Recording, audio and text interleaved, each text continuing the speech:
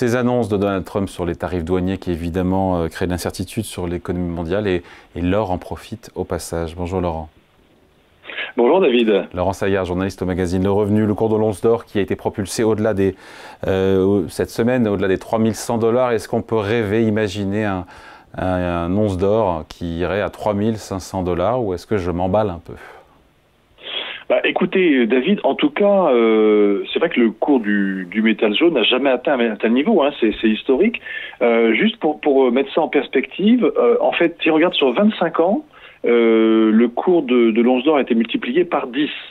Et sur 10 ans, avec le cours donc atteint ce niveau, ce record historique atteint tout récemment, il a été multiplié par 3. Alors bon, bien sûr, si l'or progresse autant, c'est surtout parce qu'il est considéré, bien sûr, comme la valeur refuge par excellence. Hein. Donc, il profite des incertitudes économiques et géopolitiques qui sont alimentées par Trump, mais aussi de façon plus structurelle, d'ailleurs, du renforcement progressif des stocks d'or des grandes banques centrales émergentes, notamment la Chine et l'Inde, qui cherchent ainsi à réduire leur exposition au dollar. D'ailleurs, qui détient les plus gros stocks d'or dans le monde en matière de banque?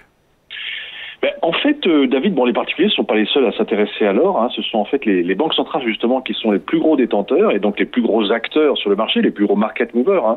Alors, les États-Unis, d'abord, hein, c'est les plus gros détenteurs de lingots d'or. Hein. Au total, ils détiennent plus de 8000 tonnes d'or. Donc, ça fait à peu près environ 780 milliards de dollars au cours actuel.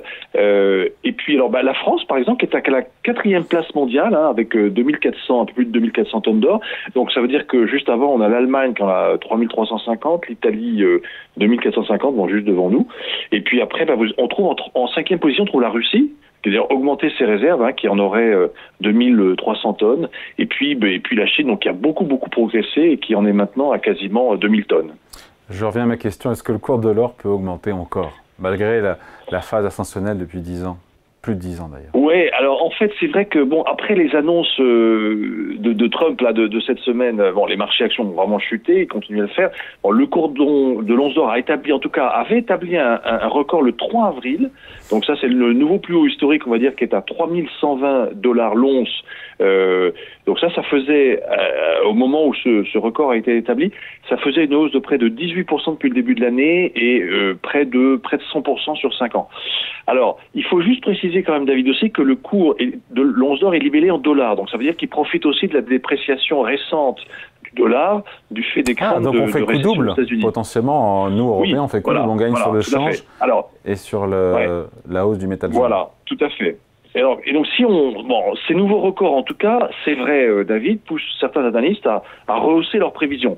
Alors, vous avez par exemple Citigroup qui tape désormais sur un niveau de 3200 $ l'once à horizon 3 mois. Et effectivement, 3500 $ l'once à la fin de l'année, dans un scénario qui serait le plus favorable, c'est-à-dire le pire pour nous, c'est-à-dire où en fait cette situation actuelle perdurerait avec effectivement les revirements ou les annonces de Donald Trump. Mais alors, ces annonces surprises de Trump, c'est vrai qu'en plus, souvent il n'y a pas de préavis, hein. Ça crée de l'instabilité et donc on peut tout à fait imaginer que la tendance se maintienne dans ce cadre-là. Hein. Et donc, pour répondre à votre question, oui, Trump pourrait effectivement propulser l'once d'or à 3500 $ s'il continue sur cette tendance. Pour les épargnants, celles et ceux qui nous regardent, qui disent tiens, pourquoi pas, comment est-ce qu'on fait concrètement? Vous allez me dire qu'il y a des pièces et des lingots à planquer sous sa paillasse? Oui, alors déjà en fait, je vous dirais aussi, je vous rappellerai quand même, David, que l'or, que c'est la relique barbare, hein, selon Keynes. Hein. Il faut quand même rappeler que l'or donc ne rapporte aucun revenu, aucun rendement. Hein. Il n'y a ni les intérêts des obligations ni les dividendes des actions. Donc les seuls gains financiers qu'on peut faire avec l'or, c'est ceux qu'on va générer avec d'éventuelles plus-values. Alors la première option, c'est effectivement d'en détenir physiquement des lingots, des pièces, des bijoux, etc.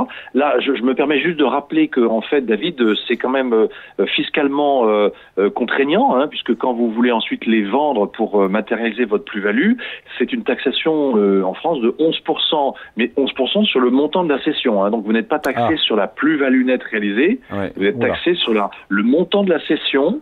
Il y a aussi la conservation. Si vous êtes sur les bijoux. Il y a aussi la conservation des lingots ou des pièces d'or, ça ne se conserve pas n'importe comment non plus. Hein. Voilà, et plus les problèmes de sécurité associés. Alors, Après, vous pouvez aussi investir dans l'or à travers des fonds communs de placement ou des ETF, donc en fait des fonds communs de placement qui vont être gérés sur des valeurs minières orifères, hein, donc cela c'est de l'exploitation, de l'extraction d'or. Et alors là, il y a une petite particularité, c'est qu'en fait, dans ce cas-là, vous retombez en fait, il n'y a pas que l'or, c'est-à-dire que vous retombez dans les aléas économiques classiques et les aléas boursiers des sociétés cotées. Bon, et alors vous pouvez aussi choisir plutôt, on va dire, l'or papier, c'est-à-dire essayer d'adosser votre placement vraiment sur des stocks d'or. Alors, là, il y a plusieurs méthodes, plusieurs possibilités. Vous avez des certificats proposés par certaines banques, et là, vont suivre le cours. Dans l'univers indiciel coté, vous avez donc les Exchange Trade Commodities, c'est-à-dire les ETC, hein, à ne pas confondre avec les ETF, donc mais c'est la même famille. C'est-à-dire qu'eux, ils vont suivre le cours du métal précieux lui-même. Hein. C'est-à-dire que, donc, ça veut dire que vous avez un adossement à de l'or physique derrière. Donc, ces deux pistes d'investissement, vous voyez, bon, soit on est sur un fonds commun de placement ou un ETF, mais là, il faut que ce soit forcément sur un panier de valeurs, parce que vous ne pouvez pas être sur un sous-jacent unique pour être distribué. Et de l'autre côté, vous avez donc ces ETC indexés sur l'or. En général, dans les libellés, c'est international, donc dans les libellés, vous retrouvez toujours la mention physical gold. Voilà. Et simplement, vous avez une particularité, c'est que selon les périodes, les placements qui sont un peu sur des valeurs minières, il y a des moments où ils vont baisser, ils vont monter beaucoup moins, et il y a d'autres moments où ils vont monter plus parce qu'ils vont être liés eux aux aléas de la bourse. Voilà, ce qui n'est pas le cas avec les produits indiciels, vraiment qui suivent le cours de l'or. Laurent, avant de se quitter, on a parlé des raisons qui pourraient pousser le métal jaune à la hausse. Il faut aussi dire que le soufflet pourrait retomber si Trump se calmait sur les droits de douane, s'il y avait la paix entre l'Ukraine et la Russie, etc., etc.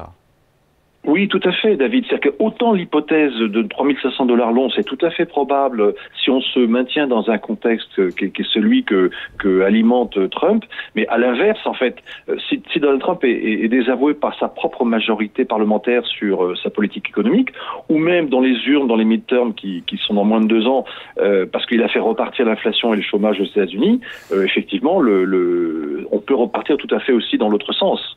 Ça, c'est clair. Avant de se quitter, on regarde la une du Revenu Hebdo. Que peut-on lire cette semaine et ce week-end? Eh bien, écoutez, plein de choses intéressantes, mais que bien sûr, nous avons imprimé avant que Donald Trump fasse ses annonces. On avait fait un dossier sur les valeurs bancaires, mais ça reste valable. Les valeurs bancaires européennes retrouvent du crédit en bourse.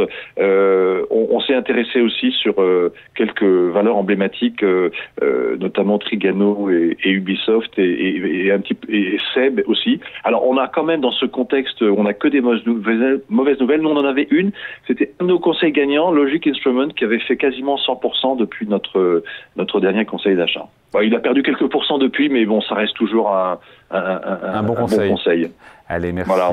Laurent Saillard, journaliste au magazine Revenu. Merci Laurent, salut. Merci David, au revoir.